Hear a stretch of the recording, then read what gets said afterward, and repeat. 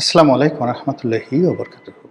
সম্মানিত দর্শক, বিএনপির অন্যতম শীর্ষ নেতা জনাব মির্জা আব্বাস, তাকে নিয়ে দীর্ঘদিন ধরে, বিশেষ করে জুলাই আগস্ট বিপ্লবের পর, একটি বিশেষ শ্রেণী আলাদা একটি ন্যারেটিভ তৈরি করার চেষ্টা করছে।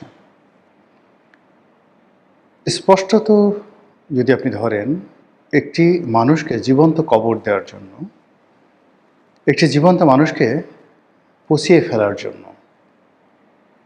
একটি সুস্থ এবং সবল মানুষের সারা শরীরে কুষ্ঠ ব্যাধি দ্বারা তাকে আক্রান্ত করার জন্য যে ধরনের প্রচার দরকার, প্রোপাগান্ডা দরকার, খুব ম্যাটিকুলাসলি সেই কাজগুলো এই ভদ্রলোককে করা হচ্ছে। এখানে আমরা যারা মজা নিচ্ছি, নাসিরউদ্দিন পাটোয়ারি মির্জা আব্বাসের ছেলের বয়সের চাইতে অনেক ছোট। সেই নাসিরউদ্দিন পাটোয়ারি উঠতে বসতে এবং তার সঙ্গী সাথী, তার লোকজন সহকারে তাকে যেভাবে অপমান করছেন, যেভাবে গালাগাল করছেন, এটা কোনো অবস্থাতেই ভদ্র সমাজে শোভনীয় নয়। কোনো রাষ্ট্রীয় কালচারে এটি ধারণ করা হয় না। যে দেশে বিচার ব্যবস্থা আছে, যে দেশে সভ্য সমাজের সামাজিকতা আছে, যে দেশে মানুষের বিবেক আছে, বোধ আছে, সেখানে একজন প্রবীণ রাজনীতিবিদকে প্রকাশ্যে উঠতে বসতে অহরহ এভাবে যেভাবে মির্জা আব্বাসকে পচানো হচ্ছে, এটা সমর্থনযোগ্য নয়। এটির সামাজিক প্রতিরোধ দরকার, এটির রাষ্ট্রীয় প্রতিরোধ নয়, রাষ্ট্রীয় বিচার দরকার। এবং এই ধরনের ঘটনা আমাদের সমাজে যেন পুনরায় না ঘটে, এই ব্যাপারে সকলের সচেতন হওয়া দরকার। ব্যক্তি মির্জা আব্বাসের বিরুদ্ধে অভিযোগ অনেকের থাকতে পারে, যা যা বলা হচ্ছে সেটা সত্য হতে পারে। তার জন্য আইন আছে, আদালত আছে, বিচার আছে, তথ্য আছে, প্রমাণ আছে। কেউ যদি চাঁদাবাজি করে, কেউ যদি ধর্ষণ করে, কেউ যদি অন্যায় করে, এমনকি আরও জঘন্য অপরাধ করে, প্রচলিত অর্থে আপনি কোনো অবস্থাতেই তার বিরুদ্ধে সামাজিক মব তৈরি করতে পারেন না। মাইক লাগিয়ে প্রকাশ্যে তার ব্যক্তিগত জীবন তছনছ করে দিতে পারেন না। যখন আপনি এই কাজ করেন, ইট মিনস রাষ্ট্রীয় বিচার নেই।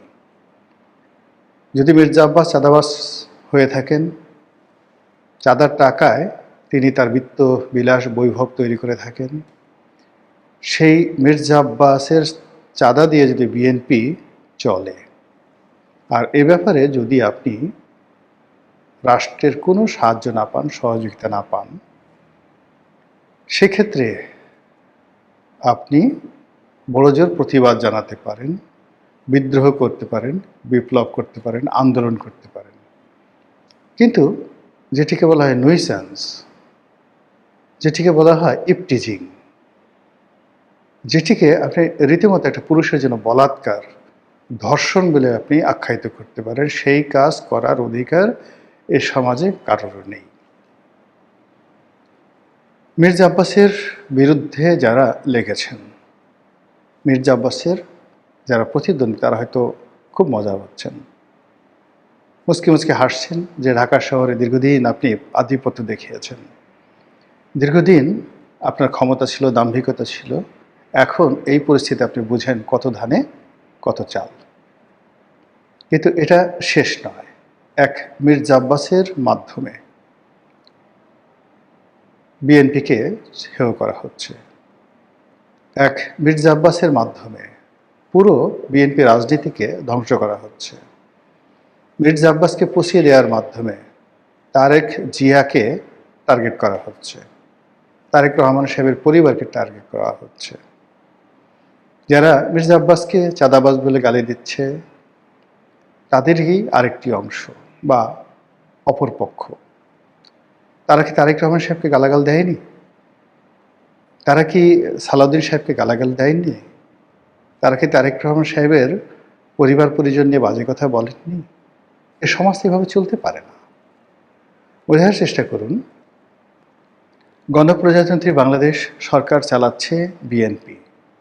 সেই বিএনপির একজন মন্ত্রী পদমর্যাদার ব্যক্তি 50 বছরের অধিক সময় ধরে তিনি রাজনীতি নিয়ন্ত্রণ করেন ঢাকা শহরে। বহুবার মন্ত্রী হয়েছেন, এমপি হয়েছেন, মেয়র হয়েছেন। তার এই জীবন সায়ানে এসে তাকে যেভাবে পচানো হচ্ছে, আমি মনে করি বিএনপির অনেক কিছু করণীয় আছে। বিএনপি যদি সেই কাজটি না করে, বিএনপি ক্ষমতায় থাকতে পারবে না। বিএনপি যদি এটির সুরাহা করতে না পারে, তারা তারেক জিয়াকে রক্ষা করতে পারবে না, তারা সালাউদ্দিন সাহেবকে রক্ষা করতে পারবে না, এমনকি মির্জা ফখরুল সাহেবকে রক্ষা করতে পারবে না। মির্জা আব্বাসের মতো মানুষকে দিয়ে শুরু। এই কয়দিন আগে আপনি চিন্তা করুন,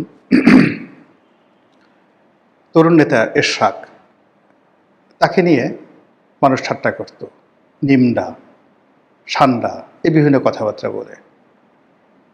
এখন সেটা কমেছে, কিন্তু মির্জা আব্বাসকে নিয়ে কোনো অবস্থাতে সেটা থামছে না। যদি এটা চলতে থাকে, এরপরে এরশাদকে ধরা হবে, এরপরে রবিউলকে ধরা হবে। ঢাকা শহরে যারা যারা বিএনপির যাকে বলা হয় সাংগঠনিক শক্তিমত্তা, যাদের হাতে নিয়ন্ত্রিত, তাদের সবাইকে আস্তে আস্তে আস্তে আস্তে সামাজিকভাবে হেয় প্রতিপন্ন করে যখন সম্মিলিতভাবে বিএনপির উপর আক্রমণ চালানো হবে, তখন আর বিএনপির কিছু করার থাকবে না। সবচেয়ে বড় কথা হলো যে একজন মানুষ, প্রবীণ একজন মানুষ, তিনি এই সমাজে লাঞ্ছিত হচ্ছেন, আমরা সবাই মজা নিচ্ছি।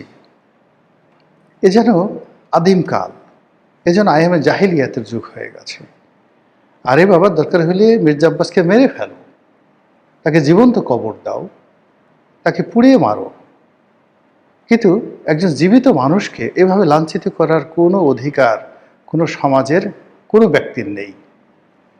অন্যদিকে এই যে মির্জা আব্বাসকে এত অপমান করা হচ্ছে, আমি অবাক হয়ে গেলাম যে বিএনপির একজন শীর্ষ নেতা আজ পর্যন্ত একটা হুমকি দেয়নি, আজ পর্যন্ত একটা ধমক দেয়নি, আজ পর্যন্ত কোনো ব্যবস্থা গ্রহণ করেনি। বিএনপি রাষ্ট্র ক্ষমতায় থাকার পর যদি এই অবস্থা হয়, তাহলে রাষ্ট্র ক্ষমতা চলে গেলে কি অবস্থা হবে? অথবা রাষ্ট্র ক্ষমতায় থাকতে যদি একজন এত বড় নেতাকে হয়, তাহলে অন্যান্য যারা মন্ত্রী আছেন, এমপি আছেন, তাদেরকে যদি এর চাইতেও ন্যাক্কারজনক অপমান, ন্যাক্কারজনক ট্যাগ দিয়ে আজে বাজে কথাবার্তা বলে তাদেরকে যদি লাঞ্ছিত করা হয়, অপমানিত করা হয়, তাহলে কি হবে? বিষয়টি মির্জা আব্বাসের একার নয়।